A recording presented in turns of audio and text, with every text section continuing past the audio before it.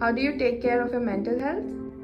Well, mental health has to be taken care of in multiple ways depending on the circumstance. The first thing I do if I'm stressed out, like right now I might be, take a 5-second deep breath in, hold it for 5 seconds, blow it out for 5 seconds, and then take another 5 seconds before you repeat the exercise. So I do that like 5 times, right? That's one thing. Second thing I do is I usually, when I'm stressed, I try to focus on a positive aspect of the life. So I think about something fun I'm going to do the rest of the day, so that way I can get through the moment. And one of the things I try to do is, obviously stay in touch with my friends. So I always make sure that I've got some social interaction set up.